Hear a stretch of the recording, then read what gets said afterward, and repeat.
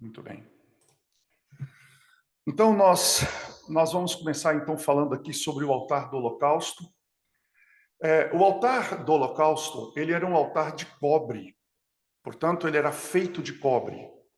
E ele ficava bem no centro da metade oriental, porque se você pensar, o pátio, né? Ele tem a parte oriental e ocidental. Então, na parte oriental do pátio, esse pátio que circundava o tabernáculo. Então, você tem que imaginar a entrada do pátio, você anda um pouco, aí você tem o altar de sacrifício, o altar de holocausto, em seguida, do lado mais ao norte, um pouquinho, a pia, e em seguida você tem a primeira porta de entrada para o santo. Então, hoje, na verdade, nós vamos começar, de fato, que até hoje a gente falou de cortina, falamos dos postes, falamos das cordas, dos pregos, da madeira, das tramas, daquela cerca de justiça que cercava todo o tabernáculo. Falamos de todas as cores que estavam dentro do tabernáculo. Então, agora nós vamos falar especificamente, começando a falar sobre os móveis, que é e aí começando com o altar de sacrifício. Então você tem que pensar o seguinte: quando o adorador ou o pecador vinha para o santuário, seja para adorar, ou seja para trazer o seu sacrifício em forma de cordeiro, uma pomba, um outro animal, uma rolinha, então vamos ver isso mais à frente. Então, quando ele entrava no pátio, ele dava de cara com este móvel do templo. Então, esse móvel, ele estava posicionado de uma forma que era como se ele confrontasse ali, né, todos aqueles que chegavam no santuário para adorar. Ele era feito de quê? De que ele era feito? Ele era feito de madeira de acácia. Essa era a madeira dele. Mas ele era coberto completamente de placas de cobre, que na verdade é o altar de cobre bem no centro ali. Então, o cobre cobria, né? Tem uma brincadeira. O cobre cobre, né? O cobre cobre a madeira. Então, na verdade, ele era um altar de madeira, porém coberto de cobre. Lembrando sempre que a madeira representa a humanidade de Cristo e o cobre representa essa humanidade reforçada, por causa da sua própria divindade. O formato do altar era um formato quadrado, ele era bem quadradão, né? E isso tinha uma razão de ser, porque quando você chegava lá e via esse formato quadrado, você percebia que esse altar, ele era um altar estável, ele tinha uma estabilidade muito firme. E qual que era o tamanho dele? Ele tinha aproximadamente 2,25 metros de largura, 1,35 metro de altura. E em cada canto, né, da sua parte superior, tinha também uma ponta de madeira coberta de cobre que se curvava para fora. Então era como se fossem 4 chifres do lado de fora de cada ponta do altar, e eles voltavam-se para fora. Agora, bem no meio do interior, agora você está vendo aqui essa caixa, na verdade ele era uma caixa de 2,25 de largura por 1,35 de altura, e ele era oco por dentro. Aí você perguntar, se ele era oco por dentro, como é que faria então para poder queimar a lenha e queimar ali os animais que eram colocados ali em sacrifício? Então, mais ou menos no meio, no centro desse lado oco do altar, você tinha uma grelha. Pensa numa churrasqueira, né? A churrasqueira não tem uma grelha aonde coloca a carne? Pois é. Então, havia uma grelha. Ele era feito de vergalhões de cobre, ele era trançado, né? Então, era uma trança, feito de vergalhões de cobre trançado, e ele era colocado em 4 correntes de cobre que eram amarradas nos chifres. Então, o chifre, cada ponta segurava uma corrente de cobre. Essa corrente de cobre ia em cada ponta da grelha. E descia essa grelha, então ela ficava bem no meio desse altar. Então, essa grelha, ela era usada para suportar não só as toras, mas também para queimar, né, os sacrifícios que ali eram colocados. Na metade inferior dos lados do altar, ou seja, abaixo da grelha, foram perfurados, ou seja, tinha furos, Quem já viu, por exemplo, um fogão, não, um forno de queimar carvão, né? Eu, quando era criança, eu trabalhava numa serraria, e nessa serraria, minha irmã está aqui, ela sabe disso, a dona Geralda, lembra? A dona Geralda, ela era chamada de carvoeira, né? Porque ela trabalhava produzindo carvão em fornos. E nesses fornos, você tem suspiros. Então, buracos embaixo, como se fossem suspiros. E no altar também tinham esses suspiros, né? Orifícios de ar, porque ali você facilitava o consumo pelo fogo. Então, o fogo era alimentado pelo ar e, dessa forma, as carcaças das vítimas mortas pelo pecador, elas eram, então, queimadas. Ali elas eram transformadas em cinzas. Se você pensar, por exemplo, que o altar ele tinha uma altura de 1,35 m, eu tenho 1,97 m, 98. Então, para mim já ficaria difícil. Algo com quase 1,40 m de altura, me sobraria aí 50 centímetros, talvez, né? Para eu poder operar, se eu fosse um sacerdote, a partir do chão. Isso era impossível. Se você pegar, por exemplo, a altura média ali era em torno de 1,70 m, sobraria o quê?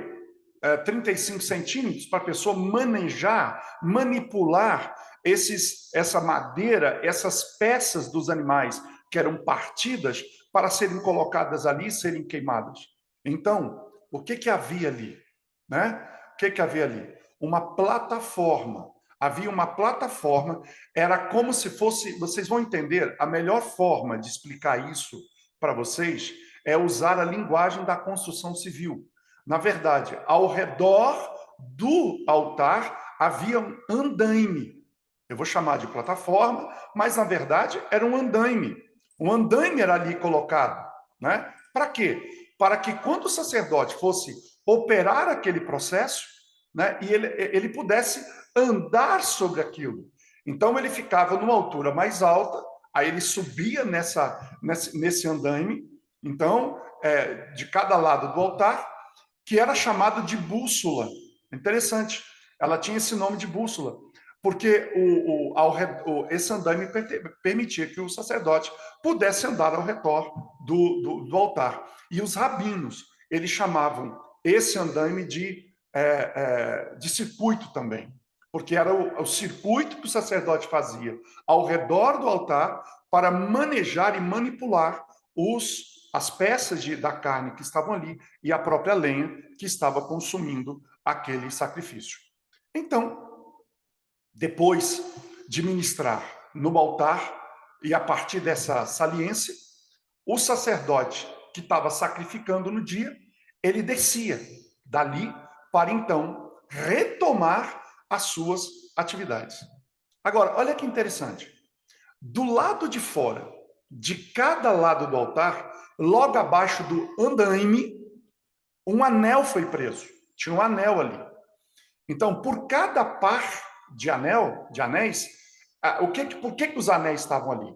O altar não tinha que ser transportado quando o Israel se movia pelo deserto, o altar tinha que ser transportado.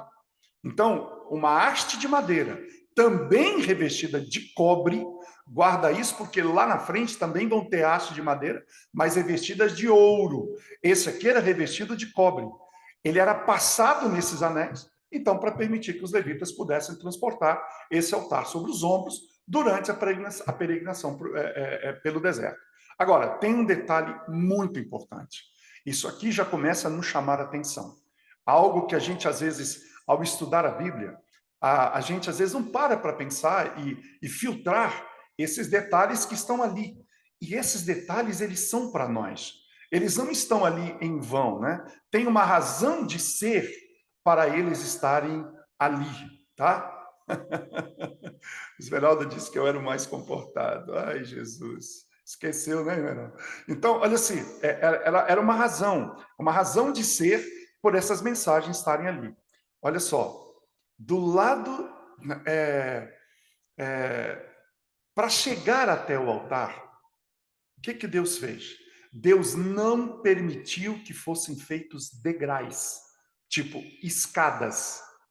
Deus não permitiu, porque como é que você saía do chão e chegava na metade do altar, que dava ali seus, talvez, 70 centímetros de fora do chão, né? 1 metro, talvez. Olha só, como é que o sacerdote alcançaria esse andaime? Ah, vamos botar uma escada. Não, Deus não permitiu uma escada. Por quê? Porque essa proibição, ela se dava pelo fato de que, quando o sacerdote subisse a esse degrau, algum aspecto da sua nudez ela poderia ficar exposta. Vamos parar para pensar um pouco sobre isso aqui. Com que roupas nós estamos nos apresentando na igreja do Senhor, no altar do Senhor hoje? Com que roupas? Com que vestimenta nós estamos indo nos apresentar perante o Senhor? Quero lembrar, Deus, olha, o sacerdote ele era vestido de uma túnica. Então, ou seja, a túnica ia quase até os pés, mas Deus não permitia que ele subisse uma escada, para evitar que algum aspecto da sua intimidade fosse apresentado. E hoje, o que a gente vê nas igrejas, tanto de homens quanto de mulheres, é de arrepiar. Sabe? Os calcinhos apertados, os vestidinhos apertados, mostrando cada curva, quase as veias do corpo, né? Vestidos na altura, sei lá da onde, roupas decotadas, o povo não está nem aí. E olha o que o altar está apontando, que nós temos que ter, Deus está chamando os sacerdotes para serem santos, santos na execução da tarefa de conduzir o altar de Deus na atualidade. Então, isso fica aqui como um alerta para nós, desse cuidado, desse zelo, dessa atenção que a gente precisa ter, né? Quando você vai, por exemplo, numa audiência com o juiz, você vai como? De bermuda? Você vai com roupa de... Você vê alguma advogada ou algum advogado comparecer numa audiência mal vestido? Ou eles estão com vestimenta clássica, não mostra nada, não tem decote, não tem nada. E a gente tem a ousadia, né? O povo de Deus hoje em dia, alguns, né? Não o povo como um todo, claro que não, eu não estou aqui dizendo que o povo inteiro faz isso, mas tem alguns entre o povo de Deus que tem o descaramento, a cara de pau, a ousadia de aparecer diante de Deus, mostrando aquilo que é para ser mostrado dentro do seu lar, dentro da sua intimidade, e não na casa do Senhor. Né? E eu não vou nem falar daquilo que se veste por aí na rua, porque, por outro lado, nós somos testemunhas. Nós temos uma nuvem de testemunhas nos olhando, né, que são aqueles lá do capítulo 11 de Hebreus, que são os heróis da fé. Né? E até esses dias eu vi um certo pastor pregando, dizendo que essas nuvens de testemunhas eram as pessoas que nos veem, mas Ellen White diz que não. Ellen White não diz que são as pessoas. Ellen White diz que são esses heróis da fé do capítulo 11, se não me falha a memória, que é o 11, que estão nos olhando como testemunhas do que nós estamos fazendo para que eles, então, possam ser dignificados, vamos dizer assim, naquilo que eles sofreram para dar testemunho da sua fé. Então, fica aqui a primeira lição que o altar nos apresenta, tem a ver com nossa conduta. Agora, como é que Deus resolveu isso? Ele, então, ele constrói rampas, 3 rampas. Uma pelo lado sul, onde o sacerdote podia subir para acessar o andaime, uma pelo lado norte, por onde ele descia, e uma que era feita no centro, ligando as duas, por onde, então, o sacerdote subia no dia da expiação para chamar a atenção para a importância ali do serviço prestado. Então, presta atenção aqui, um detalhe que talvez você tenha passado em alto quando você estudou sobre o altar algum dia na sua vida. Então, havia 3 rampas, uma sul e uma norte, e havia uma no centro. Nessa no centro, ele não usava nenhuma vez, a não ser um único dia, o dia do Yom Kippur, o dia da purificação. Então, ele subia pelo sul, descia pelo norte, todo dia. Era a mesma frequência. Porém, no dia da expiação, ele subia e descia pela rampa do centro, mostrando a importância desse evento.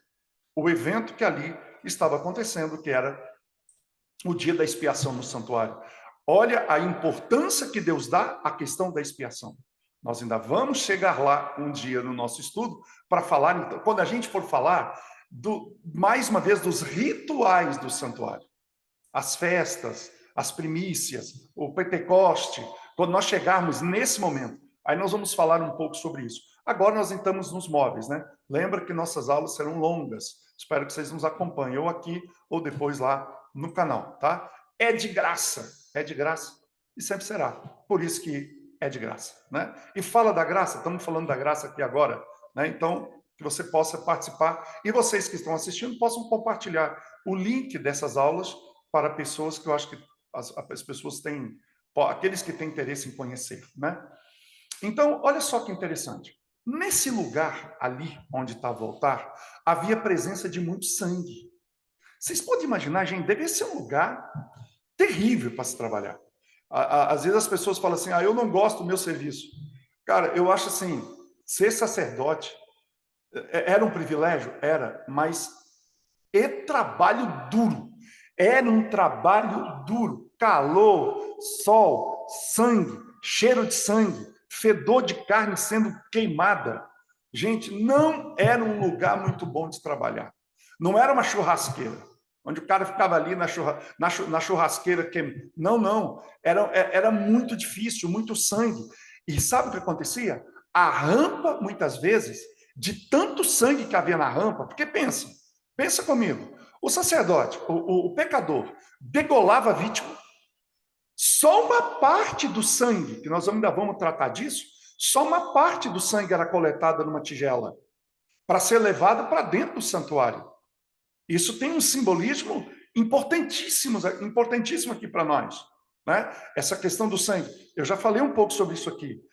Muitos nossos irmãos evangélicos e até alguns católicos dizem assim, eles acusam os adventistas porque nós acreditamos que todo o ministério de salvação do homem não se resumiu na cruz. O ministério continua. A cruz foi uma etapa, a cruz garante, é a garantia de que aquilo que vai acontecer no santuário está garantido. Vai rolar, vai acontecer. Agora, muitos acreditam que tudo acabou na cruz. Se tudo acaba na cruz, por que o sangue, então, é levado para dentro do santuário? Então, a razão principal da vítima morrer não era só para pagar a culpa pelo pecador. Ela levava sobre si a culpa e morria no lugar do pecador. Não era só uma substituição. Sim, era um sacrifício substituto. Cristo nos substituiu. Cristo não morreu por nós. Isso é muito importante a gente entender isso. Cristo não morreu por nós. Cristo morreu como se fosse você. Entende isso? É uma diferença. Ele morreu por mim. Não, ele não morreu por você. Ele morreu como se fosse você.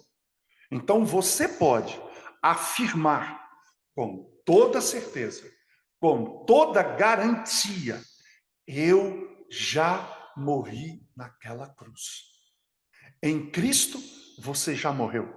E aí tem um detalhe que é muito importante a gente afirmar isso. Eu não sou advogado, óbvio. Eu espero que se tiver algum advogado aí, se eu estiver falando uma bobagem, pode me corrigir, tá? Fique tranquilo. Você não pode pagar por um crime que você já pagou. Você concorda? Por exemplo, se a pessoa mata alguém e ela cumpre a sua pena, como é que ela vai voltar? Mas é o seguinte, tem que cumprir mais um pouquinho da pena aqui, tá? Não, cumpriu, acabou. Né? Você tem a mancha desse assassinato nas suas costas. Mas você está quite perante a lei. Você pagou a pena que a lei exigia para esse crime. Então é o seguinte, você não deve cometer o crime. Mas se você comete, vamos olhar para a lei. O que a lei diz sobre isso aqui? A lei diz que para pagar esse crime, 30 anos de cadeia, 40 anos de cadeia. Ok, cumpriu os 30 anos? Beleza, você está quite perante a lei. Perante a lei você está quite. Você não vai resolver o problema. A pessoa está morta, morreu, acabou. Essa não volta mais. Mas perante a lei, você está resolvido. Então veja só, se Cristo morreu como se fosse você já morreu. E qual morte Cristo morreu? Essa é a questão. Cristo morreu a primeira morte, essa, minha, sua, que eu espero que Jesus volte, né? Mas se eu não voltar, eu vou para a terra do pé junto, e você também vai? Essa morte não é essa morte que ele morreu. Ele morreu a segunda morte. Por isso que a Bíblia fala que aquele que aceita Cristo, sobre eles, a segunda morte não tem o quê? Mais autoridade. Ela não tem nenhuma incidência sobre ele. Por quê? Porque você já morreu. Cristo já morreu essa morte por você. Ele morreu como se fosse você. Entende? Então, por isso que aqueles que aceitam Cristo como Senhor, como Salvador e como Senhor, eles nunca vão morrer a segunda morte. Isso é impossível, porque Cristo já morreu. Essa é a nossa garantia. Isso é maravilhoso. Isso é graça no Antigo Testamento. Então, alguém que fala assim, a graça só está no Novo Testamento. Ô, Jesus, não existe isso, colega. A graça permeia do Gênesis ao Apocalipse. A graça, a Bíblia, ela começa com 2 capítulos sem pecado, que é Gênesis, e termina com os 2 últimos capítulos sem pecado. O pecado entrou, o pecado vai acabar. E essa parte será o quê? Juntada, eternidade com eternidade acaba. Então, é muito lindo o plano da redenção. É maravilhoso quando a gente estuda isso e traz para dentro um conceito de graça que o próprio Novo Testamento é a conjuminação, é a culminação daquilo que o Antigo Testamento apregou durante tanto tempo. O Senhor Deus é cheio de graça. O Antigo Testamento é cheio de graça. O santuário é cheio de graça. Por isso que esse canal que o vídeo vai ser postado chama É de Graça. É de graça. Porque é de balde e é de graça também. E sempre será. Bendita a graça de Deus. E o altar nos mostra isso. Então, você pode imaginar quanto sangue ficava ali. Agora, aquele sangue que era levado, uma parte só, como eu disse, que era levado para o santuário. E a outra parte? Como é que ficava? Ficava pingando sangue. E aí as peças eram cortadas em pedaços. Um quarto para cá, outro quarto para lá, perna para um lado, perna para o outro, cabeça, pescoço, rachado, costela. Agora, isso cheio de sangue era carregado para onde? Para cima do altar. Enquanto carregava, o que ia caindo? Sangue. Era um animal atrás do outro. No mínimo 2 por dia, que eram sacrifícios pelo povo. E agora ainda tinha os que eram trazidos pelos pecadores. O dia inteiro, cordeiro morrendo, animal morrendo, rolinha morrendo, pombo morrendo, né? Cordeiro, ovelha morrendo. E o altar queimando, queimando, queimando, o dia inteiro queimando aquilo. Como é que ficava essa rampa? Por onde eles subiam, várias. Gente, imagina as forças que as pernas desse sacerdote inteiro para pegar esses animais que eram pesados, colocar ali. Como é que ficavam as roupas deles? Vocês já imaginaram isso? Era uma carnificina. E por que Deus permitia isso? Alguém fala assim, eu fico ingrato. Eu acho isso de uma estupidez, de um cara pensar assim, olha que Deus sanguinário, olha que Deus cruel. Nada a ver. Deus estava fazendo disso uma parábola para nós. Ele estava dizendo, essa é a consequência da rebelião do homem contra mim. Essa é a consequência de vocês se divorciarem de mim e aceitarem um amante cruel, terrível, que era o meu arqui-inimigo Lúcifer. Ô, gente, estou preparando uma aula sobre querubins e serafins. Eu chorei. Só isso que eu quero falar para vocês, quando essa aula chegar. Querubins e serafins, porque é algo que a gente vai estudar depois que a gente estudar sobre a lei. Nós vamos chegar no momento que a gente chegar na arca. Outra aula espetacular, espetacular sobre a lei de Deus. Aguardem, vocês vão ter espero, né, em Deus, uma excelente aula. Então, olha só, essa rampa, ela ficava aspergida, cheia de sangue. E aí, o que eles faziam? Eles passavam sal. Lembra daquela frase de Jesus? Gente, tudo que Jesus falava tinha sentido. Aquele sal, que Jesus falava assim, para nada mais serve, a não ser pisado pelos homens. Era isso. aquele sal era colocado ali e era pisado pelos sacerdotes. Agora, no altar também, ele foi pintado uma linha vermelha, horizontal, não vertical, em todos os 4 cantos do altar. E para que servia essa chamada linha vermelha? Isso era para indicar aos sacerdotes onde o sangue das ovelhas e dos animais deveriam ser espargidos. Tá? Então, alguns eram feitos acima da linha, outros eram feitos abaixo da linha.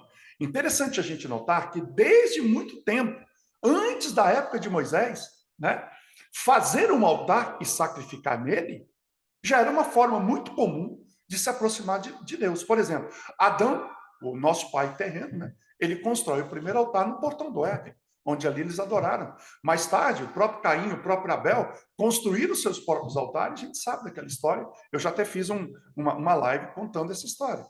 Noé, por exemplo, logo depois da sua libertação ali da arca, por gratidão a Deus, ele apresenta um sacrifício no altar. Abraão, por sua vez, aonde ele armasse uma tenda, ali ele fazia um altar de pedras nuas, né?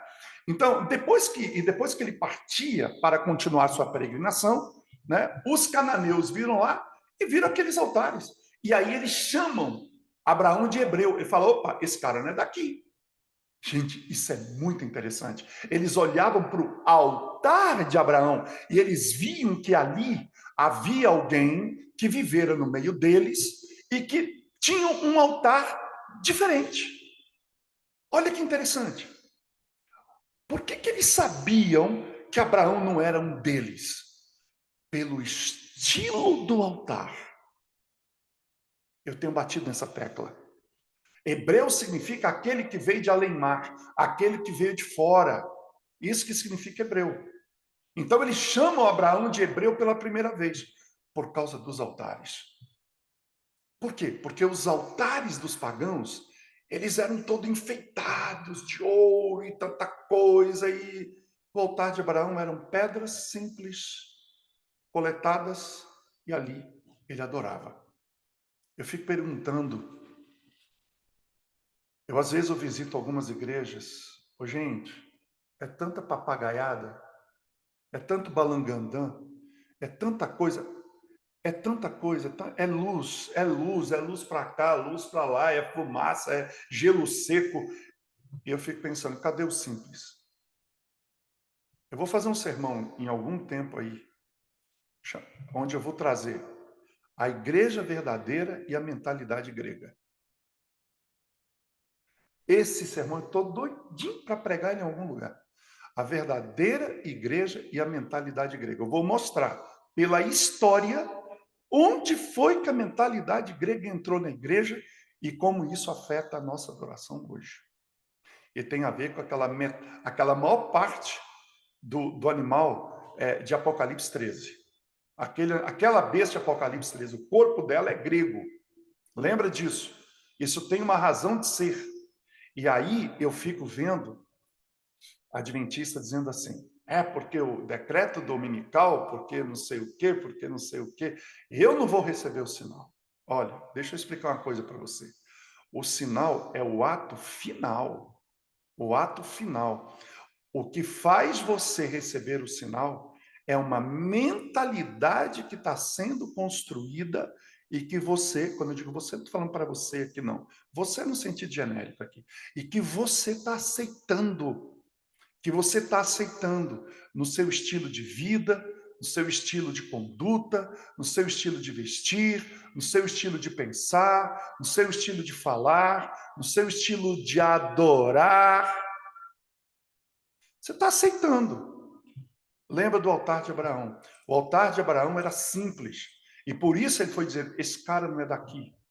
Quando as pessoas olharem para os teus altares, para os nossos altares, para a nossa adoração, nos nossos templos, nos templos da igreja adventista, eu pergunto, eles olham e perguntam, essa gente não é daqui?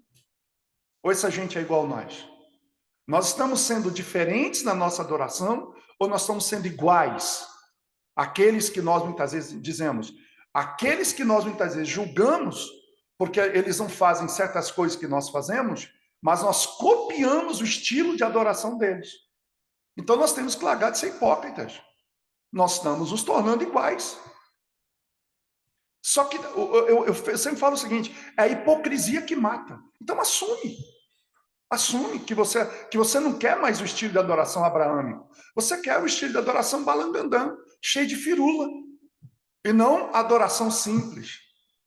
Adoração em que você de fato exalta o nome de Deus, em que você reverencia o nome de Deus. Você entra em algumas igrejas hoje, parece um comércio. É uma balbúrdia, uma confusão. É tanta gente falando e Deus não é ouvido. Outra coisa que você percebe, você já percebeu isso? E eu estou falando isso aqui porque alguém um dia pode escutar isso. Você já percebeu? Olha que coisa. Gente, eu fico impressionado com isso. Se você pegar hoje, todo o tempo que você... O culto começa às 9 e geralmente termina meio-dia. Eu vou colocar o seguinte, para pensar. Em alguns lugares, você tem 35 minutos de lição. Guarda isso. 35 minutos da lição. E mais 35 minutos de sermão. Sabe quanto é isso? Das 3 horas. 1h10. 1h10 é palavra. 1h50 é programa. Eu não sei se tem líder aqui. Acho que tem o Johnny, está aqui. Isso não te incomoda, não? Falando para você não, viu, Johnny? Falando para o líder. Isso não te incomoda. A mim me incomoda demais. Para mim, eu vou te falar o que deveria ser. Vou colocar minha opinião, porque eu estou falando de altar aqui. É uma opinião. Para mim era o seguinte, sabe o que tinha que ser feito? Dia de criança, de adolescente, de jovem, de pastor, faz um domingo à noite. Acredita? Ó, vai ter um programa dos bravadores, domingo à noite. Programa das crianças. Perfeito, tem que ter.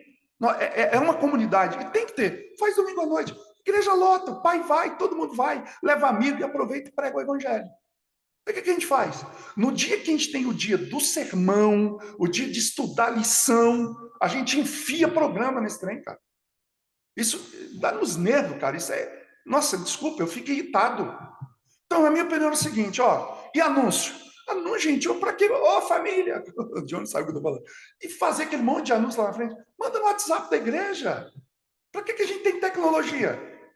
Tem um anúncio, faz no domingo. E quem não está lá, manda pelas redes sociais, pelos WhatsApp da vida. Sábado deveria ser, entrou, louvor. Em seguida, 1h15, 1h20 sermão. E o resto, lição. Aí nós teríamos aí 1h para a lição, 1h para o sermão. A gente entraria 9 horas, meia hora de louvor, 11h30 vamos para casa, louvamos muito, ouvimos a palavra de Deus como tem que ser e estudamos juntos a lição. E a gente ainda podia fazer um almoço juntos, como deveria ser uma adoração. Por que a gente não faz isso? Meu Deus, por quê? Por quê? Por quê? Será que eu estou errado? Será que eu estou errado? O sábado, aí quem prega aqui sabe. Gente, eu vou dar um exemplo. Imagina que eu pego esse tema aqui agora, do altar de sacrifício, e queira pregá-lo numa igreja. Não consigo. Não consigo. Não tem como. Aí se pergunta, por que a igreja está vazia espiritualmente? Por que a igreja não se engaja? Por que a igreja nem acredita na própria salvação dela? Pode perguntar para a igreja, levanta a mão aí. Quem crê que está salvo? Pode fazer essa pergunta. Você vai ver que numa comunidade de 100 pessoas, talvez 2 ou 3 levantem a mão. Por quê? Porque falta palavra. Porque falta palavra. Porque falta pregadores que abram a palavra. O que a gente tem hoje é showman. É gente que conta um monte de historinha, papapá, papapá, papapá, papapá, papapá, um monte de historinha, mas palavra mesmo, que faz a pessoa chorar, pensar, olhar para a própria vida, querer a transformação, querer que o Espírito Santo mude a sua existência e Cristo volte a essa terra. Quando a gente for falar sobre o candelabro, mas gente, eu estou segurando isso com vocês já faz um tempão. Ô Sabrina, o problema é, como é que eu vou fazer um troço desse com 30 minutos? Desculpa, não tem como. Se você vai fazer um sermão água com açúcar, você faz em 15. Agora, um sermão realmente profundo, como esse do santuário, por exemplo, você precisa de pelo menos 1 hora, cara. Pelo menos 1 hora para ter argumento, para fazer conexões, para usar textos da Bíblia, para ler a Bíblia. Ali é para ler. Aquele púlpito ali é para ler. Ler a Bíblia. Abrir, comparar texto com texto, botar a igreja para pensar. Sair desse modelo grego no qual a gente está Sim, é verdade, Johnny. Em 1 hora não dá para falar nada sobre o santuário. Nada, nada. Não pelo menos do jeito que a gente está fazendo aqui, com esse nível de detalhamento. Então, assim, queria até cortar esse desabafo aqui, mas vou publicar desse jeito que está aqui mesmo. Entendeu? Porque realmente isso já está me incomodando há anos. E aqui, pelo menos, na live, eu tenho oportunidade de, com meus amigos e irmãos aqui, pelo menos, botar o meu coração para fora, gente, porque dá vontade de chorar, de tanta dor que me dá isso, de tanta dor que tá, Na verdade, Sabrina, isso que você está falando aqui, eu perguntei para o meu sobrinho, que estudou teologia 4 anos no seminário. Eu falei, durante 4 anos no seminário, qual foi a matéria específica que você teve sobre São Paulo? Ele falou, nenhuma. Há um movimento hoje, espúrio, feito por uma minoria, para tirar santuário do nosso meio, espírito e profecia. Tem lugar que você não pode citar mais Ellen White. Espírito e profecia, você não pode mais. Eu não deixarei de fazer. Eu vou fazer o seguinte, eu vou falar uma coisa. Se algum dia eu for impedido de pregar em qualquer lugar, eu vou vir para cá. Vai parar de pregar, eu não vou. Pode me tirar o pulso, fazer o que quiser. Tô nem aí. Eu não tenho medo. Só quero dizer isso. Tá? Eu não tenho medo. Se eu tiver que falar e Deus botar no meu coração e falar com amor, eu estou falando aqui, não é com raiva, entende? Não é raiva, é raiva, é raiva, mas é a raiva chamada indignação. Não é raiva de alguém específico, nada disso, nada disso. É indignação, porque eu queria que o meu povo fosse mais alimentado. Mais alimentado. É isso. É só isso que eu queria ver. Só isso. Eu queria ver o meu jovem da igreja alimentado, para que ele pudesse chegar na universidade e testemunhar. E testemunhar. Entende? É isso. Mas voltamos aqui para a questão do santuário. Então, por exemplo, no Monte Moriá, que foi indicado pelo céu, o patriarca ele ergueu o altar mais dramático da história do Antigo Testamento para ali sacrificar seu filho. Foi ali que ele deu o nome Jeová Jiré, o Senhor proverá. E nesse lugar, 8 séculos depois, Salomão construiu o templo mais fantástico de toda a história. E foi perto dali que Cristo um dia ele rendeu a sua vida. Né? Então você pode ver que, por exemplo, o de Jacó, o altar de Jacó, ele mostrou toda a sua redenção a Deus. Já o altar de Jó já chamou a atenção para a intercessão de Jó pelos seus filhos. O altar de Moisés, por exemplo, celebrou a vitória de Israel sobre Amaleque, lá em Rafadim, onde Moisés diz que a Deus é minha bandeira. Já Samuel em Ramá, ele chamou de Ebenezer. Até aqui nos ajudou o Senhor. Agora, também houveram altares de vergonha, que foi o altar erguido por Saul. Quando em Mishma, diante do exército dele, sem autorização divina, ele assume a posição de rei sacerdote. E ele não tinha autorização para isso. Tá? Outra coisa, por exemplo, o altar de Gideão, em que ele profeticamente falou de Jeová Shalom, o Senhor envia paz. O altar de Davi, onde ele ergueu na eira de Araruna, o Jebuseu, onde depois Salomão também ergueria ali o templo, mas também houve altar erguido na apostasia de Israel por Acabe e Jezabel, né? E ali Elias consertou o altar profanado do Senhor no Monte Carmelo. E aí eu fico só fazendo uma correlação entre aquilo que eu estava falando ultimamente. O Elias final não virá. O Elias não veio para consertar os altares profanados. Então a gente tem que pensar nisso, gente. A gente tem que fazer conexão. A Bíblia não está ali à toa.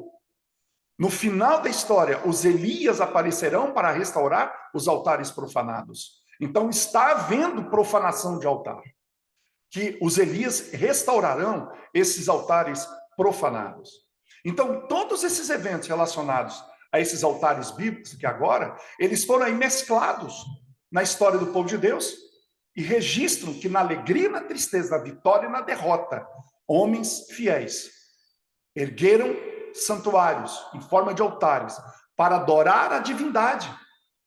E aí lembrar a vítima principal que um dia morreria em um altar semelhante. Vamos agora falar um pouquinho de um altar específico que foi erguido ao pé do Sinai. Moisés ergueu ali um altar de pedras brutas, 12 pedras. 12 pedras. Sabe o que quer dizer isso? Que Deus ele lembra de nós pessoalmente. Haviam 12 pedras e haviam 12 pedras no peito do sumo sacerdote também. E aí, ele sacrifica naquele pé do Sinai, e ali Deus convida Moisés para subir à presença dele. A pergunta é, por que Moisés pôde subir? Para falar, que a gente fala muito, Moisés subiu para falar com o Senhor, e ali falou com ele face a face. E é verdade. Só que a gente esquece de informar que antes de Moisés subir para falar com Deus face a face, e sobreviver àquela presença gloriosa do Senhor, lembre-se, Moisés não era perfeito. Moisés era um pecador como nós. Agora, por que ele não foi consumido pela glória que ele foi enfrentar lá no monte, cara a cara com Deus? Porque antes de subir para falar com a glória, ele matou uma vítima. O sangue da vítima, representando a pessoa de Cristo, queimando lá no altar. A morte do cordeiro, lá no vale, possibilitou que Moisés subisse a montanha. Olha que coisa linda. Agora, olha o contrário. A morte do cordeiro no monte possibilita que nós que estamos no vale subamos ao monte. Em Moisés, a morte do cordeiro no vale possibilitou ele subir ao monte. A morte de Cristo no monte permite que nós no vale subamos ao Monte Sião. Que coisa maravilhosa! Como a Bíblia é extraordinária. Agora, olha que interessante. Em vários lugares na Bíblia, ela fala de antigos lugares altos. Eram nesses lugares que patriarcas construíam esses lugares. Agora, muito tempo antes de Deus estabelecer um lugar próprio para adoração, né, de origem ali nacionalmente falando, as tribos de Ruben, Gad, Manassés, eles conduziram os seus próprios altares. Tá? Os rabinos vão lembrar que esse tipo de altar era permitido antes do altar oficial, do tabernáculo, né, ser estabelecido. E esse serviço, nesses esses altares altos, eram conduzidos pelo primogênito. Agora, primogênito da família. Agora, quando o tabernáculo, porque Cristo é as primícias, né? Quando o tabernáculo foi estabelecido, os altos foram proibidos. E agora, o serviço do altar só podia ser cumprido pelos sacerdotes que estavam no lugar dos primogênitos. Lembram disso? Isso é importante lembrar. Lá quando os altares eram nos montes, porque não havia templo, né? O templo ainda não havia sido construído, podia se sacrificar nos altos, nos altares, mas o sacrifício era conduzido, a cerimônia era conduzida pelo primogênito da família. Agora lembre-se, quando os altares oficiais foram estabelecidos no templo, eram conduzidos pelos sacerdotes. Por quê? Porque no tempo de Israel, Deus trocou os todos os primogênitos de Israel por uma tribo, a tribo de Levi. Ele falou, olha, tudo bem, todo primogênito é meu. O que é primeiro, Deus está dizendo, eu sou o dono, o primeiro é meu. Porque, está dizendo, o dono sou eu. Então é o seguinte, fique com o teu primogênito, não tem problema, mas você vai me dar a tribo de Levi inteira. Então a tribo de Levi foi a tribo que Deus pegou como para substituir os primogênitos que de fato eram dele. Eu quero só fazer um comentário, gente. Essa aula hoje precisa alongar um pouco mais. Tudo bem? Podemos seguir mais um pouco? Claro, se alguém não puder ficar, fica à vontade, mas eu vou ter que fazer essa aula, porque tem vindo muita coisa linda pela frente, e eu quero terminar essa aula do altar hoje, tá bom? Porque tem muita coisa para a gente estudar, e eu preciso, não é acelerar, mas eu preciso chegar lá, né? Fazer o que tem que ser feito. Então, agora, depois que eles chegaram a Gilgal, o tabernáculo permaneceu 14 anos em Gilgal, até que ele foi estabelecido em Siló, né? Os lugares altos foram novamente permitidos. Agora, outra coisa importante, as coisas mais sagradas só podiam ser comidas dentro das cortinas, as menos sagradas em qualquer lugar. Agora, quando chegaram a Siló, os altos foram proibidos.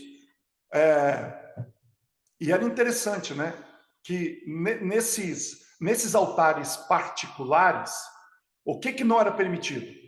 Não havia imposição de mão, não havia matança do lado norte, a aspersão do sangue ao redor do altar, o gesto ritual de apresentação ao Senhor, a aproximação com cereais, não havia oferta de manjares no alto, não havia serviço sacerdotal, não havia vestes do ministério, não havia vasos do ministério, não havia cheiro suave, não havia divisão da linha vermelha no altar e a aspersão de sangue, não havia lavagem das mãos e dos pés.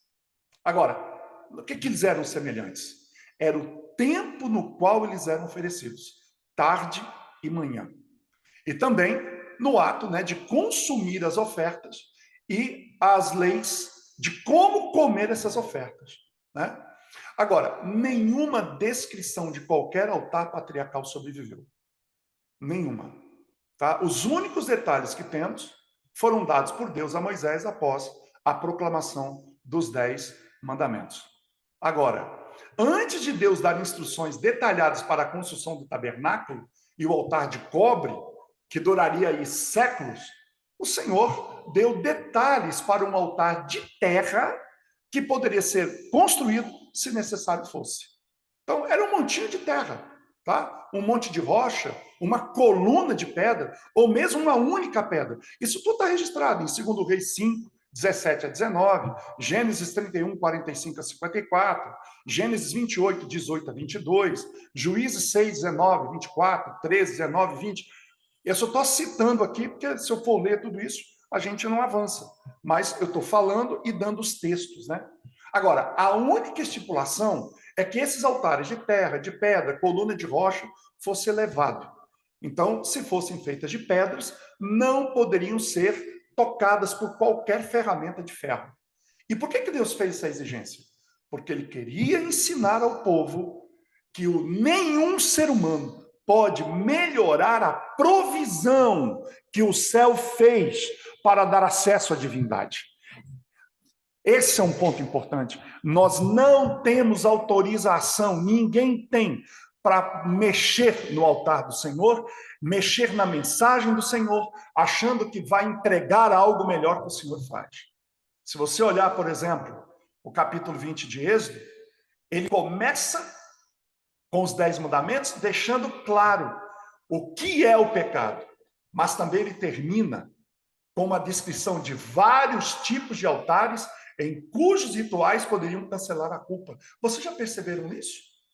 Que lá em Êxodo 20, você termina de ler a lei, em seguida, Deus começa a mostrar os vários tipos de altares. Deus está dizendo, a lei que mostra o pecado está aqui, mas logo em seguida eu estou te mostrando como se livrar da culpa. Gente, que legislador Deus é! Que legislador é esse? Que tem tanta compreensão, que começa com a lei, mas termina com a graça. Agora, nós precisamos avançar e falar sobre o altar de bronze, que ficava lá de fora. Muito rapidamente, eu já falei um pouco sobre isso, né? A madeira que era utilizada para o holocausto, haviam dois materiais usados para modelar o altar do holocausto. E é muito interessante entender essa madeira. Havia uma madeira perecível de acácia, com cobertura de cobre, ou resistente, ou placas de bronze, né? Madeira, ela sugere algo perecível. 1 Coríntios 13, 12 a 15 diz isso. Onde quer que madeira apareça no tabernáculo, ela vai representar a frágil natureza humana de nosso Senhor. Vulnerável, como qualquer um de nós. Por exemplo, Davi, ele vai comparar uma pessoa justa como uma árvore plantada junto a ribeiros de água. E o próprio João Batista comparou Israel à árvore. Jesus é falado que ele é a árvore da vida. Apocalipse 2:7, 22:2 fala disso. Olha só, quando Moisés é chamado por Deus para ser seu agente na libertação de Israel e encarnação de Cristo, como é que Deus apresentou-se para Moisés? Ele apresentou-se numa sarça, num tipo humilde, um arbusto raquítico de acácia, tornou-se incandescente pela habitação de Shekinah. E sabe de uma coisa? Essa árvore, eu não sei se vocês fizeram essa correlação na lição de Êxodo. Essa árvore ali era o Santíssimo, porque ali estava a Shekinah. A Shekinah aparece onde? Na árvore. E árvore é madeira. Ou seja, ali era a junção do divino, a Shekinah, com o humano, da madeira. Ali nós temos a Shekinah. Ali nós temos o Santíssimo. Moisés foi colocado diante do Santíssimo, uma representação do Santíssimo. Então, essa árvore sobrevive à presença ardente dessa divindade. Porque só Cristo poderia sobreviver essa junção de humano com o divino. Além de tudo isso também, o tabernáculo é um tipo da igreja cristã, que é o quê? O corpo humano como um templo do Espírito Santo. Por isso que, de acordo com a palavra de Deus e o Espírito de profecia, toda a madeira do santuário, ela pode ser concebida como símbolo das fraquezas da humanidade caída. Agora, como é que ela foi tornada invulnerável? Por um invólucro de metal imperecível, cobre, prata ou ouro. Olha que interessante, tanto o cobre, a prata ou o ouro protegia a madeira que repousava sobre a terra do quê? De cupim e bem como? Do calor do fogo que ardia perto dela. Esse reforço também reforçava o altar para suportar o peso de inúmeros sacrifícios que era apresentado ali ano após ano. O altar externo, ele era chamado de altar de bronze por causa dessa cobertura. E a identificação desse metal é desafiador, por quê? Deixa eu explicar. Porque cobre misturado com estanho é bronze, enquanto cobre misturado com zinco forma latão. Tanto essas ligas, cobre, estanho e cobre, zinco, quando cobre puro era conhecido antigamente. Ou seja, na verdade, é o seguinte, o que eu quero dizer é o seguinte, essas ligas, tanto cobre, quanto o estanho e cobre, que formavam o zinco, né? Ou seja, cobre e zinco, eles eram, na verdade, eles eram conhecidos antigamente, mas só o cobre é que prepondera, ele de fato continua. Ou seja, se conhecia o cobre e se conhecia, por exemplo, o zinco, mas é o cobre que permanece. Então, é muito provavelmente que a gente possa chamar esse altar de o altar de cobre. E ele foi revestido por Bezaleel quando ele construiu ali o tabernáculo e seus móveis. Agora, o que aconteceu mais à frente com esse tabernáculo, com esse altar? Cerca de 20 anos depois que esse altar foi construído, o altar de cobre lá no santuário, algumas placas foram adicionadas. E essas placas vieram de onde? elas foram feitas daqueles 250 incensários dos príncipes que se rebelaram contra Moisés e Arão na rebelião de Coré, Datã e Abirão. Então, por isso que o altar tinha uma aparência de escama de peixe. Porque eles foram batidos, né? Eles foram batidos, transformados em peças e aí colocados ao redor do altar. Para quê? Como símbolo da revolta, que indicava a rebelião. Essa rebelião, ela reforçava o ministério do altar do sacrifício perpétuo. Ou seja, estava ali para lembrar que exatamente por causa da rebelião humana é que Cristo teria que morrer na cruz do Calvário, simbolizado por aquele altar. Então, o latão ou o cobre, ele é usado nas escrituras como um emblema de invencibilidade, como um emblema de resistência. Ou seja, apesar da humanidade de Cristo ser representada pela madeira, ela era resistente ao pecado, ela era resistente ao mal. Zacarias 6:1, ele vai falar de montanhas de bronze, sugerindo que essas montanhas eram impossíveis de serem escaladas. Por outro lado, quando a Bíblia fala de cascos de bronze, como está escrito em Malaquias 4:13, ou pés de bronze, em Apocalipse 1:15, lembro da ocupação forçada, o controle do território por inimigo implacável. Em Daniel 7:19, vai descrever as garras de bronze da besta que destrói de forma impiedosa a sua presa. Já a serpente de bronze, ela é um tipo de Cristo. Portanto, a presença do cobre no altar representa, assim, essa resistência, essa durabilidade. Agora, o que vai acontecendo com o tempo quando o cobre vai ficando mais velho? Ele vai gradualmente adquirindo uma cor verde. Olha que interessante. No ciclo da vida, o verde, ele é um sinal de ressurgimento, né? De primavera, promessa de colheita. Na verdade, o verde é uma lembrança do dom da fé que gera esperança. Por isso, quando você olha para o verde no santuário, você está vendo esperança ali. Então, a gente, quando nota esses elementos, fogo, sangue, no altar da expiação, a gente olha para isso, a gente olha e vê uma mensagem ali. Por causa do sacrifício imolado na cruz, a esperança brota no coração do pecador depois de um frio inverno de pecado. Agora, temos que falar também desse, e esse sacrifício que foi imolado na cruz, ele então gera esperança, esse verde que está ali presente naquele altar. Agora, nesse altar também havia chifres. Eu te falei, né? Falei para vocês. Do topo do altar saíam 4 chifres. O que representa chifre na Escritura? Se você pegar Salmo 89, 92, 132, 29 e 21 de Ezequiel, Jeremias 48, 25 e vários outros textos, Deuteronômio 33, 17, o chifre sempre é usado como símbolo de força e de poder. Sempre. Então, esses chifres também eram usados como recipientes de ungüentos. Como um símbolo do Espírito, esse óleo da unção que ficava no chifre era um símbolo de que o profeta ele era ungido. Olha só, o chifre é símbolo de poder, dentro dele havia um azeite, que é o símbolo do Espírito Santo. Portanto, quando o profeta ou o rei era ungido, estava dizendo o seguinte: de onde vem a fonte do poder do profeta? De onde vem a fonte do poder do rei? Olha que interessante, porque chifre representa poder.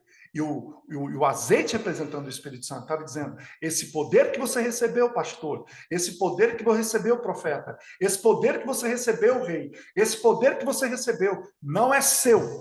Esse poder vem do alto. Esse poder não lhe pertence.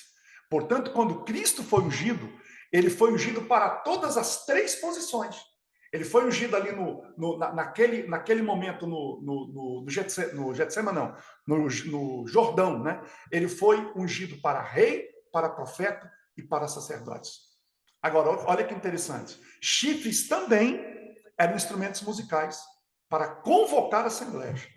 Eles foram usados na guerra de Jericó por Gideão, né? Para convocar o povo para adorar nas luas novas, no jubileu, mas também foram usados para transmitir mensagens muito importantes. Chifre também é uma arma de ataque e de defesa. João, ele viu o cordeiro morto e ressurreto, né? Mas não com 2, mas 7 chifres, como símbolo de um poder perfeito. Aí quando você olha para o segundo advento, vai mostrar que chifres brilhantes de luz fluirão das mãos do lado perfurado pelos pregos nas mãos do Salvador. E quem está seguindo ele, olha e fala assim: ali tem poder. Todas essas imagens, elas apontam para esse símbolo das pontas dos chifres no altar. Elas mostram força. Elas mostram que elas foram consagradas com sangue e também com óleo. O sangue representando o ministério do Cordeiro e o óleo representando o ministério do Espírito Santo. Outra coisa, as pontas do altar, elas também poderiam ser usadas como fonte de refúgio. Olha que interessante, para homens desesperados. Quando uma pessoa fugia de um assassino, sendo ela inocente, ela agarrava nas pontas do altar e desse modo ela dizia: eu estou sob a proteção de Jeová, e ele não poderia ser morto. Só que tem um detalhe: se o impenitente agarrasse a ponta do altar, não adiantaria nada. Ele seria morto da mesma maneira. E até existem casos na Bíblia que mostram isso. Quando Joabe fugiu e agarrou na ponta do altar, porque ele havia matado uma pessoa de forma injusta, tá? A ordem foi: você tira ele do altar e mata ele. A mesma coisa aconteceu com Adonias. Com Adonias, o irmão que queria tomar o reino de Salomão. Ele também agarrou as pontas do altar e ali ele foi morto. Há, porém, um salmo de Davi que lembra das recompensas que aguarda a pessoa humilde que suplica por auxílio. Ele fala assim: o pardal encontrou uma casa e a andorinha um ninho para si, onde possa pôr seus filhotes. Sim, teu altar, ó Senhor dos exércitos, meu Deus e meu rei. Ele está dizendo: o altar é minha segurança. Então Jesus hoje nos encoraja que somos mais valiosos do que muitos pardais. Então, se você está passando por um problema na vida, agarre-se às pontas do altar e ali haverá socorro para você.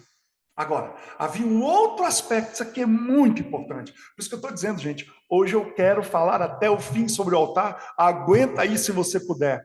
Olha só, havia um outro aspecto ligado ao altar. Nos antigos altares feitos de pedra ou terra, as vítimas eram provavelmente amarradas e mortas sobre ele. Porém, nenhuma vítima foi morta sobre o altar de cobre no pátio do altar. Então, onde as vítimas eram abatidas? A morte acontecia ao redor do altar. Esse local de abate da vítima foi designado como o lado do altar que dá para o norte, diante do Senhor. Agora, havia ocasiões, óbvio, que o pátio ficava lotado de gente com animais. E nesses casos, sabe o que acontecia? A vítima podia ser amarrada às pontas do altar. Isso sugere o quê? Que apesar desses animais não estarem no lugar da matança, que era do lado norte, mas como já estavam amarradas às pontas do altar, significa o seguinte: ela já pertence ao altar, já estava sob o poder do altar. Agora você vai ver uma coisa. Por isso que eu queria falar disso. Jesus também cumpriu fielmente esse quadro. Quer ver? Quando ele entrou triunfantemente em Jerusalém, lembra quando ele entrava em Jerusalém? As crianças cantaram o quê para ele? Ele estava entrando, sentado ali no jumentinho, e as crianças cantando, dizendo assim: bendito que vem em nome do Senhor. Só que tem um detalhe: esse salmo cantado pelas crianças não termina aí. Ele continua: ata o sacrifício com cordas até as pontas do altar. Era isso que Paulo tinha em mente quando ele rogava que nós apresentássemos os nossos corpos em sacrifício vivo, santo e agradável a Deus como um culto racional.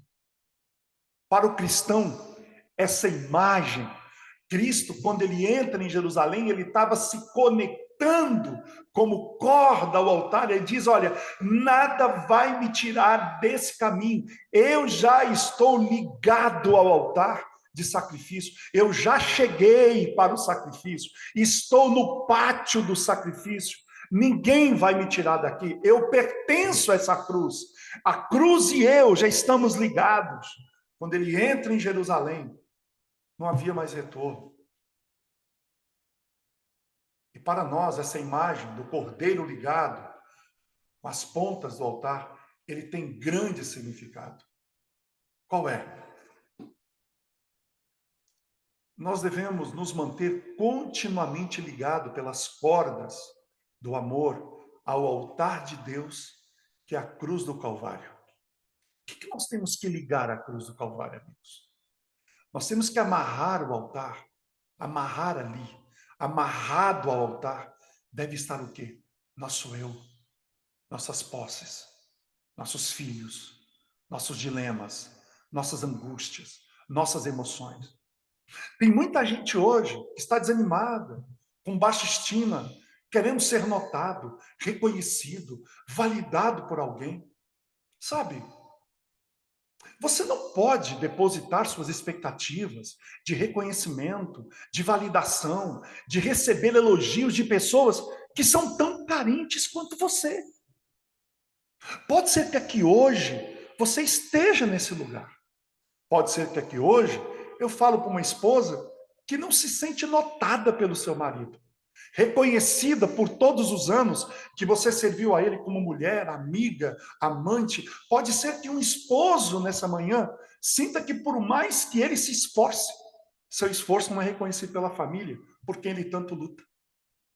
Pode ser que eu tenha aqui nessa live, ou em quem vai ouvir essa live amanhã, outro dia, um filho, uma filha, que quase implora para ter um pouco de amor de um pai ou de uma mãe. E quão bem isso faria para o sentimento, né, de valor pessoal.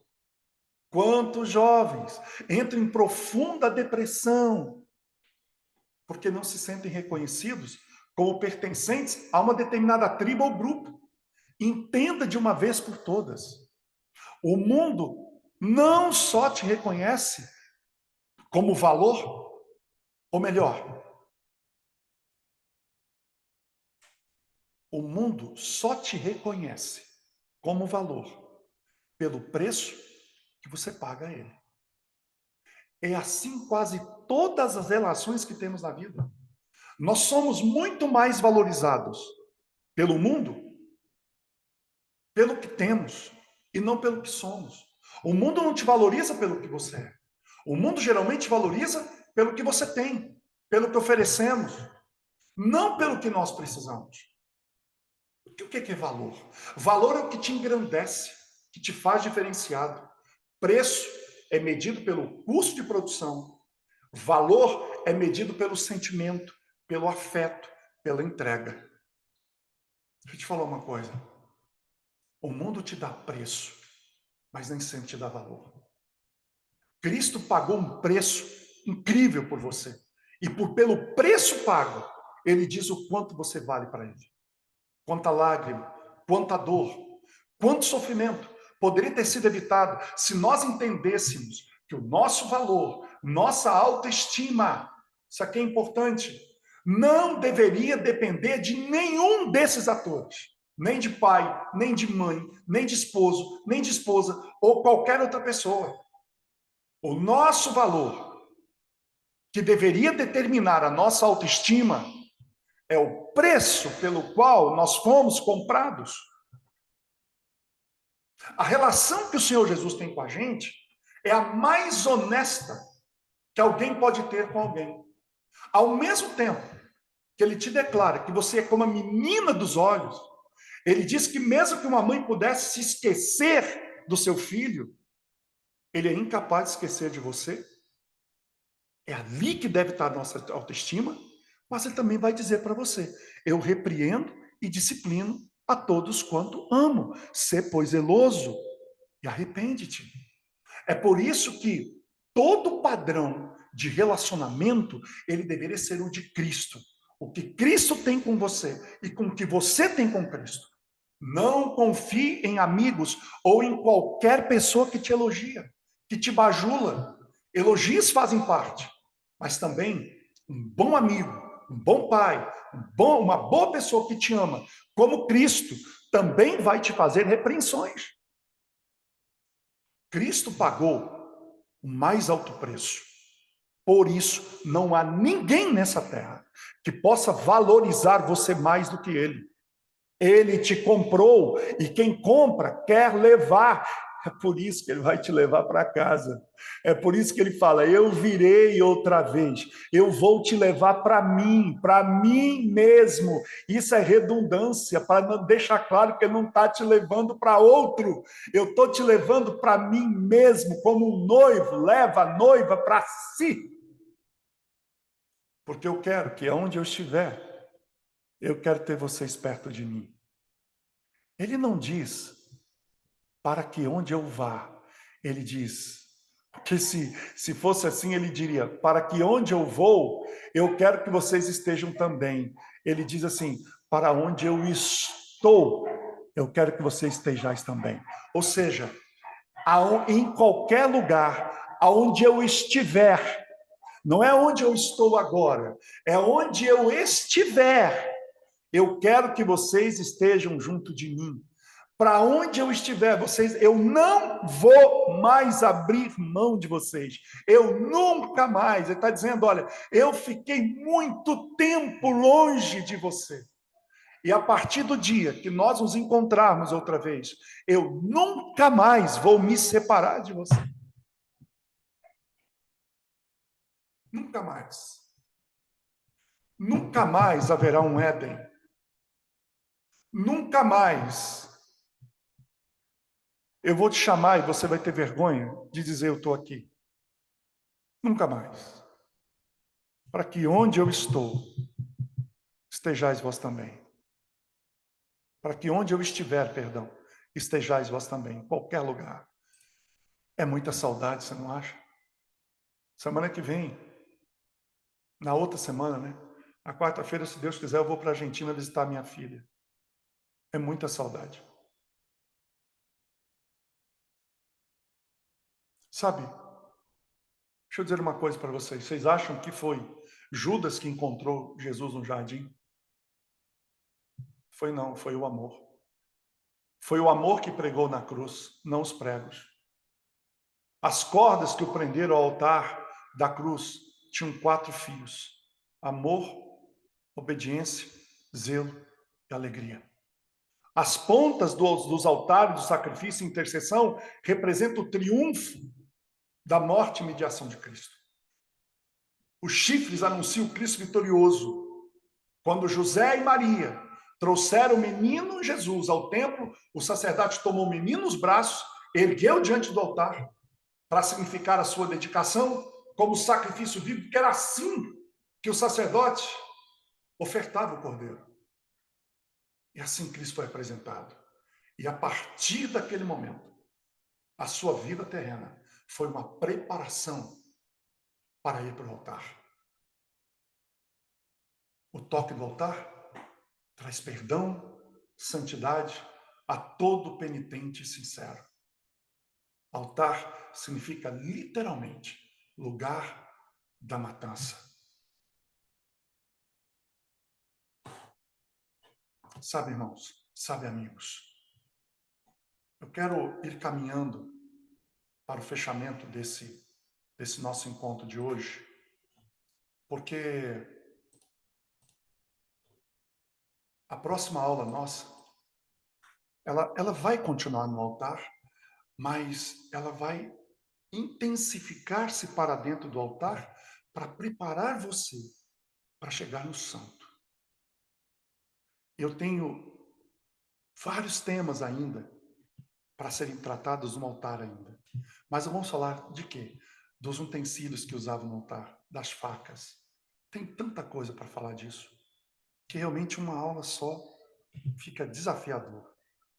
Mas eu espero que nesse dia de hoje você já tenha aprendido coisas que talvez você nunca viu e ouviu sobre o altar. E no sábado que vem, eu vou estar lá em Capitólio, mas eu não vou deixar de fazer a live, sábado que vem tem, tá? Vou levar tudo que eu precisar de levar, que eu vi lá, que eu tive lá semana passada, lá tem internet, lá tem tudo, e uma internet boa, então dá para fazer. Então, sábado que vem, nós faremos novamente a próxima aula. Então, vamos parar por aqui, não terminamos o altar, vamos terminar na próxima aula, e aí na outra, nós vamos entrar no santo. Vamos orar? Pai querido, obrigado por essa manhã, obrigado por essas mensagens, obrigado por aquilo que o Senhor tem feito por nós e as mensagens que o Senhor tem nos dado a cada manhã e a cada dia na nossa vida. Obrigado por cada um que permaneceu comigo aqui, ouvindo essa palavra sobre o altar. E que o Senhor possa fazer com que essa palavra ela tenha profundas marcas na vida, na mente e no coração de cada um, em nome de Jesus. Amém. Vou abrir aqui agora o que eu sempre faço, né? Aqui do santuário, deixa eu ver aqui, para quem quiser mandar aqui a sua mensagem. O que que essa mensagem, eu gosto de ouvir, sabia? Gosto mesmo, que as pessoas coloquem aqui, o que que elas acharam da mensagem, como é que isso impactou a vida dela. Está aberto aí para quem quiser mandar. Um grande abraço, fiquem com Deus e até sábado que vem para mais uma aula, continuando sobre o altar de sacrifício. Um abraço, queridos.